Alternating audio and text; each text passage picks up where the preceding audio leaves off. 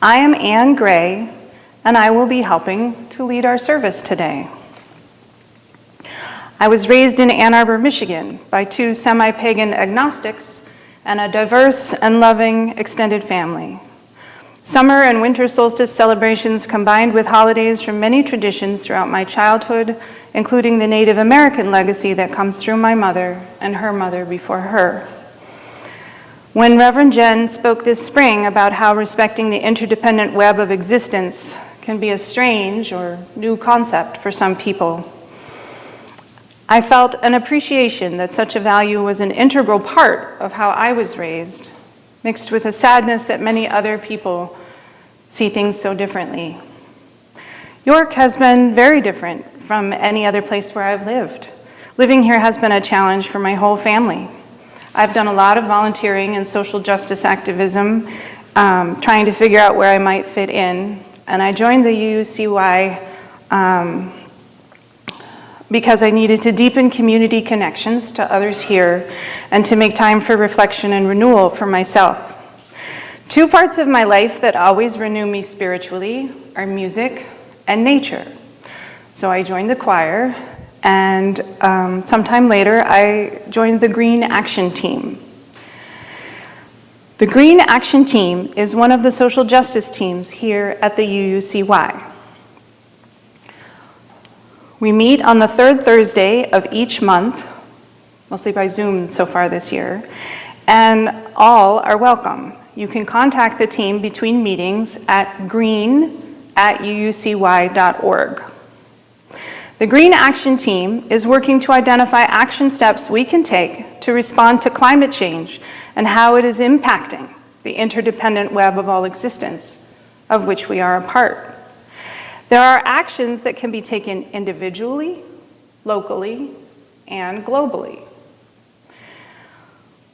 We are aimed to act at each of these levels in ways that are aligned with our other social justice goals and values. Keep an eye out for ideas in the newsletter about how you can help.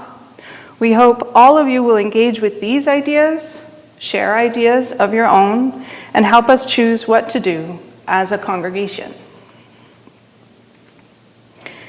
Our congregational mission is one of spiritual transformation, of work for a more just and equitable world, and of education for people of all ages. We welcome you, whether it is your first time with us, or you have been with us for weeks, months, or years. If you are new and would care to introduce yourself in the chat, please do so. If you would like to learn more about us, you can send an email to welcome@uucy.org to start getting connected.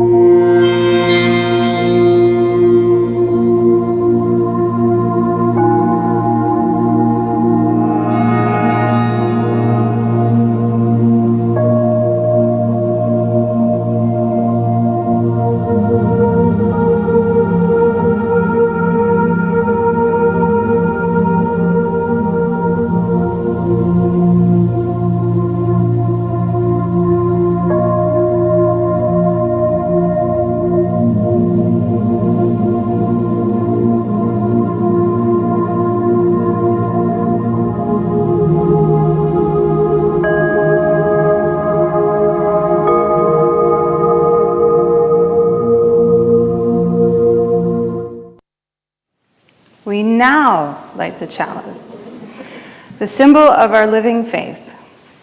If you are joining us online, you may wish to light a candle or chalice of your own. I invite you to hear today's chalice lighting words from Lammas Bounty by Tamara M. Kolstad. Summer is now over, and fall is very near. Our first harvest is what we celebrate here. We've gathered berries, corn, and grain, and soon we'll have other vegetables to gain. Today, we will be celebrating Lunasa, the first harvest celebration of the season. We invite each of you to stand as you are able and face the directions as we invite the guardians to our gathering. Your response will be, "Hail and welcome."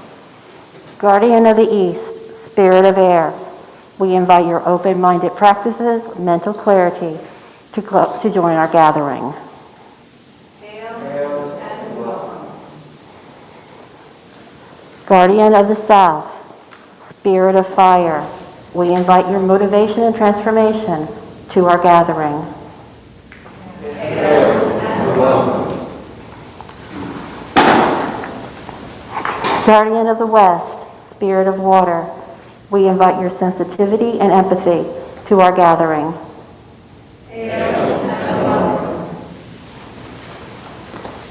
Guardian of the North, Spirit of Earth, we invite your abundance and growth to our gathering.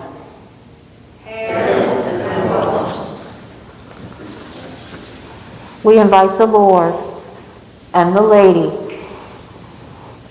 We welcome your inspirational understanding of all people to our gathering.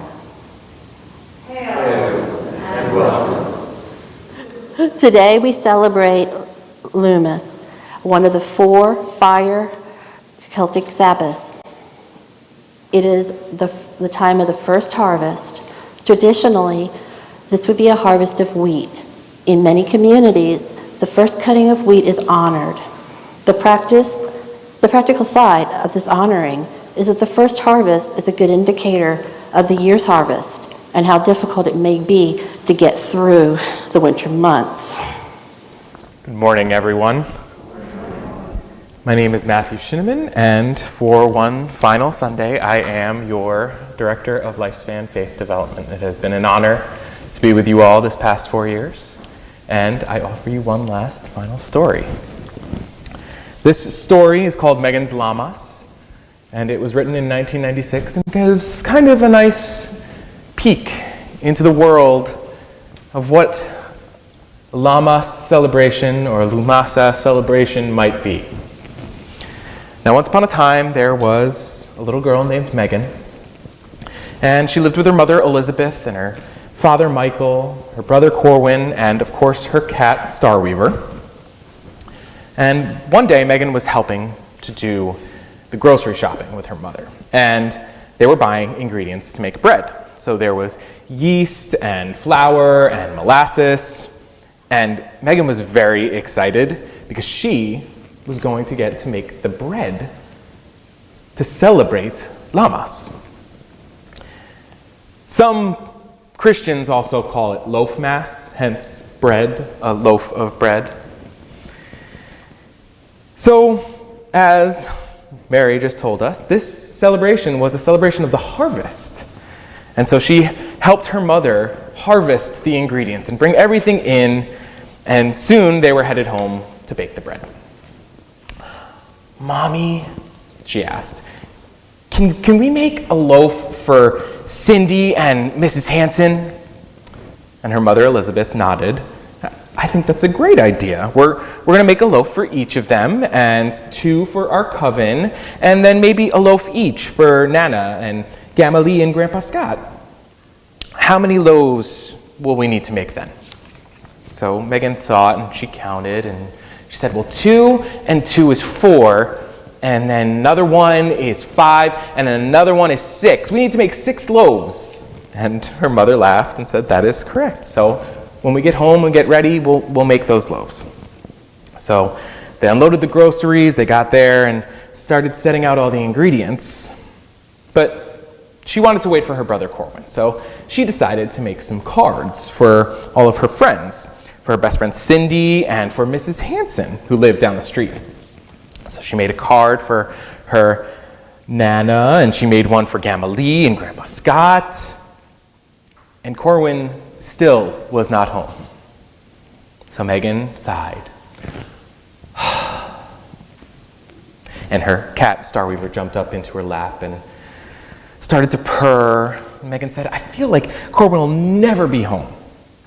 So she decided to make a card for Gwenny's new baby. Gwenny was in their coven and was about to have a baby, so she wanted to make a card to welcome the new baby. So she got her crayons out, and as you can see by our beautiful altar, this will now make sense. She grabbed a red crayon and drew a red lion, and that red was to stand for fire and the south. She drew a yellow eagle to stand for the air and east. She drew a blue dragon for water and the west, and she finished it off with a green stag to represent north. She then opened the card, took a silver crayon to represent the goddess, and a gold to represent the god, the Lord, and the lady. Just then, as she finished her card, Corwin came in the door. But his face was white, pale. All the blood had been drained from it, and on his arm was a cast. Corwin, what happened to you? Our father explained that Corwin had fallen out of a tree and broken his arm. But the doctor had assured it was a clean break, it would heal well. And so she put her hand on her brother and said, I'm so sorry. Are we still going to be able to make bread? And her mom said, well, it depends on how Corwin feels. So Corwin said, I think I'll be okay, but I need to sit down and rest for a little bit. So everyone helped Corwin get settled into an armchair, and they went off to make the dough as Corwin supervised from the chair. So Megan showed Corwin all the cards that she had made, and Corwin said, oh, that's so neat.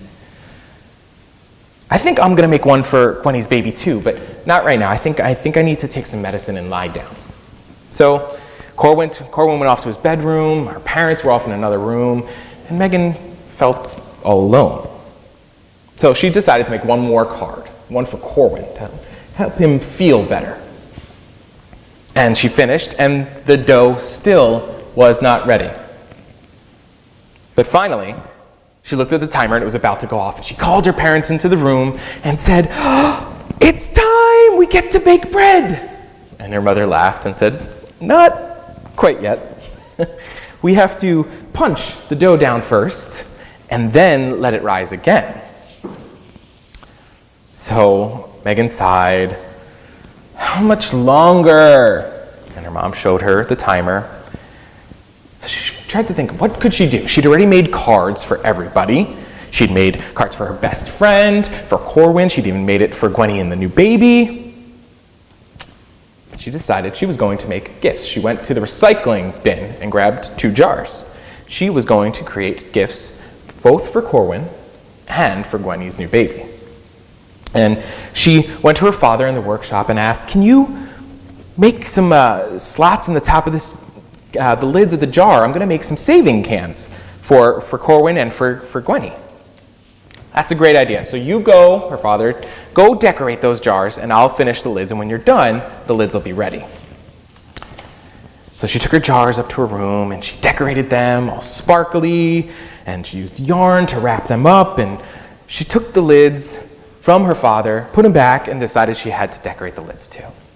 So she found colorful buttons and put them on. She carefully did everything and set them out to dry. And then it was finally time to bake the bread. So Corwin was feeling a little bit better, and her parents were done doing what they were doing. They all came together, and soon the house was full of the wonderful aroma of baking bread.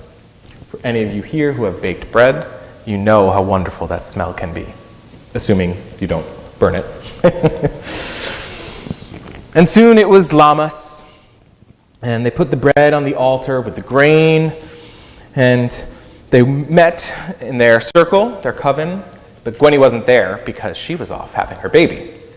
So they asked the circle, they asked the Lord and the lady to send blessings and watch over Gwenny and her new baby. And finally they came back to the house, and the father announced, "It's a boy! Gwenny had a boy, and they were so excited, and they were going to bring gifts over. But Megan said, hold on, I have to get them something. So she ran up, she got her card, she got the gift, and she was showing her brother Corwin, and she says, oh, what are those? Those are really cool. And she said, well, I made one for each you and Gwenny's baby, but since I don't think Gwenny's baby is going to care which one you choose, you can choose first. And so her brother looked at the 2 jars, chose the one that had blue and white buttons on top, and he said, I chose this one because it reminds me of the night sky. And Megan said, I was hoping you would choose that one because I made it thinking of you. So they went off, they gave all the gifts, and then that night they came back. Megan yawned, she was tired, it had been a long day, and she went up to bed, and on her bed she found a piece of paper and a shell. And the piece of paper was from her brother Corwin. And it said, thank you for being my sister. She smiled, and she went to sleep holding that new shell. It had been a very good day. And that is the meaning of Lammas, of Lunasa, celebrating that which we reap, the harvest. Yes, physically the harvest, the grains, the bread, but also the love that we harvest and sow. Blessed be, and amen. I bless these yeast packets as gifts to each of you to encourage your growth, and bless each of you and your families with the knowledge of not only the abundance that you have, but the responsibility to plan and preserve for your future needs. I bless these samples of the harvest that came from our garden. As we continue to share our abundance with others, may the recipients receive these gifts graciously, knowing that each of them have a gift to contribute to our greater community. The wheel has turned once more, and harvest is soon upon us. We have food on our table, and the soil is fertile. Nature's bounty and gifts of the earth give us reason to be thankful. Mother of the harvest, with the sickle and basket, bless me with abundance and plenty.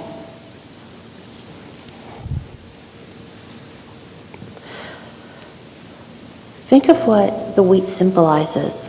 It's the power of the earth. It's the coming winter, and it's our necessity to plan ahead. What do you need to plan for now? Think on that a moment. Do you need to make a sacrifice now, in the present, so that your future you can reap a better harvest?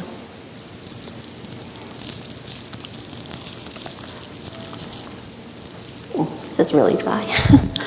The power of the harvest is within me, and the seeds of the earth as the seeds fall to the earth and are reborn each year, I too grow as the seasons change. As the grain takes root and in the fertile soil, I too will find my roots and develop. As the smallest seed blooms into the mighty stalk, I too will bloom where I land. As the wheat is harvested and saved for winter, I too will set aside what should be used later. We would like to now invite each of you, as you're able, to come to the table and receive your gifts, our symbols of the first harvest. For those of you who are not comfortable coming up, the ushers will have a few packets waiting for you outside when you leave this afternoon.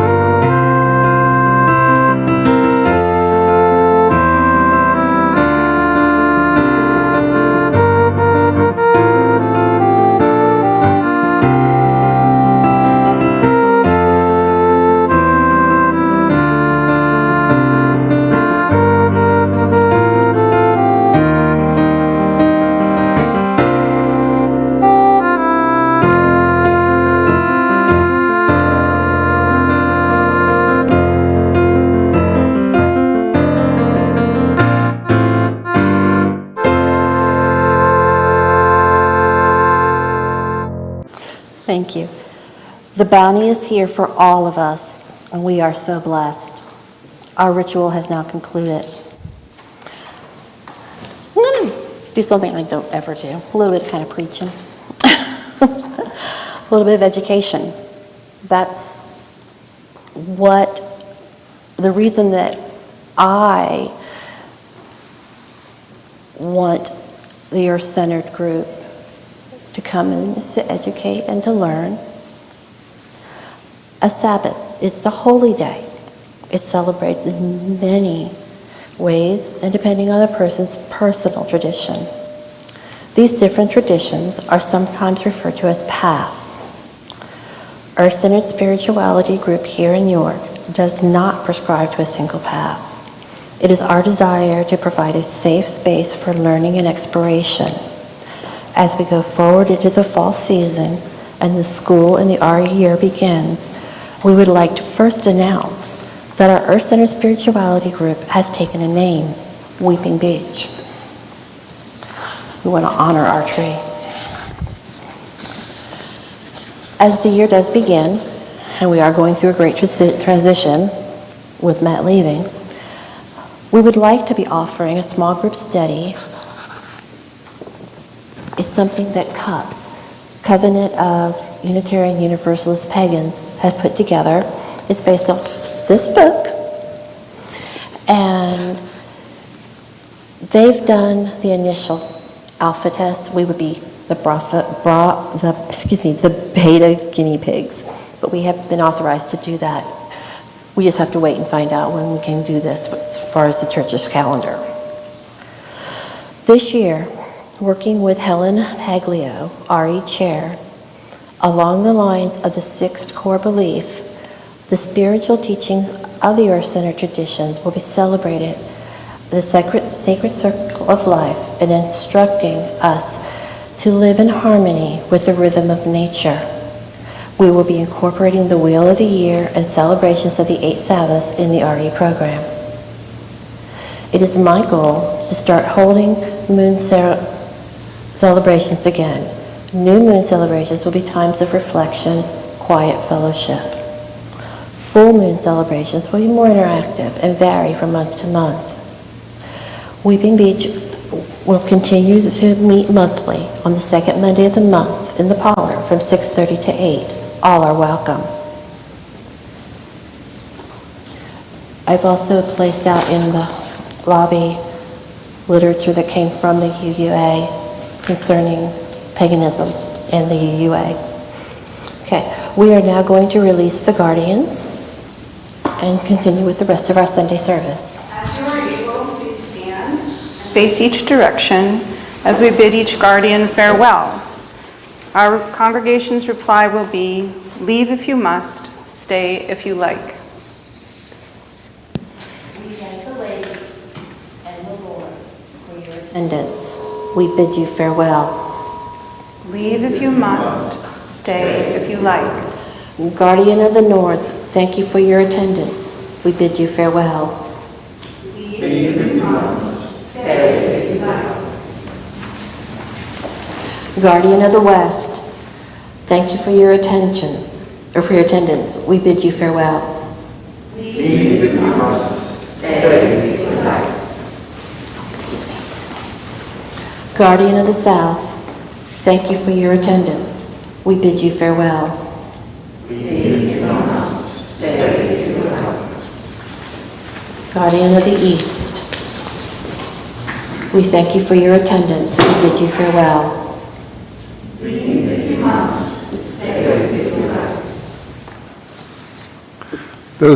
Most of you know, this comes from the Weeping Beech tree.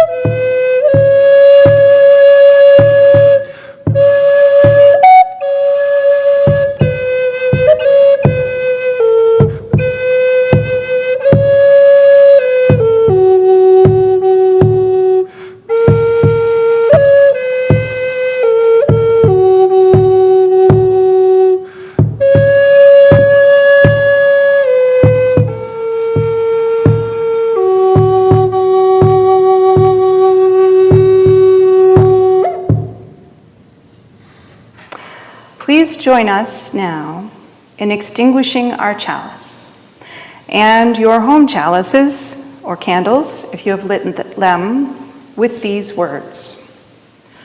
We extinguish this flame, but not the light of truth, the warmth of community, or the fire of commitment. These we carry in our hearts until we are together again.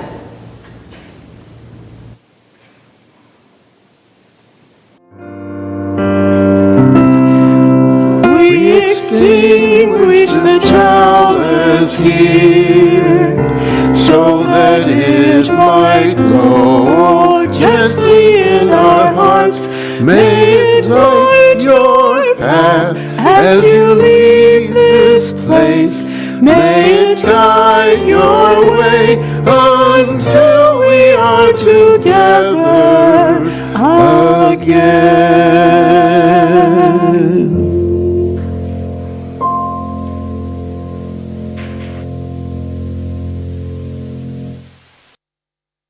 As each of us leave this time of worship, may we feel within ourselves the gratitude for the abundance in our lives and the desire to continue to share this warmth with all of those we encounter. Lou of the sun, Lou of the sky, Lou of the summer days gone by, Lou of the harvest, corn and wheat, Lou of the blazing heat. King of the people, friend of the she, father of heroes, son of the sea, giver of vitality, lord of the dance is he. Lou of the long arm, Lou of skill, Lou of courage, unbending will, blacksmith forging the battle spear, warrior revered. King of the people, friend of the she, father of heroes, son of the sea, giver of vitality, lord of the dance is he. Lou of a lightning, Lou of the storm, swift and steady with thunderous roar, Lou of blackened sky and rain, power of hurricane. King of the people, friend of the she, father of heroes, son of the sea, giver of vitality, lord of the dance is he. Handsome champion, eternal youth, fearless leader of strength and truth, host of games, the field events, and feast filled with merriment. King of the people, friend of the she, father of heroes, son of the sea, giver of vitality, lord of the dance is he.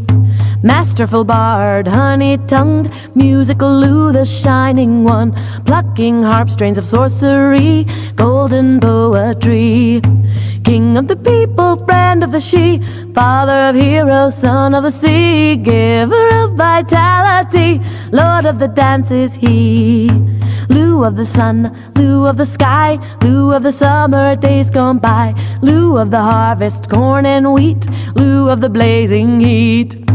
King of the people, friend of the she, father of heroes, son of the sea, giver of vitality, lord of the dance is he.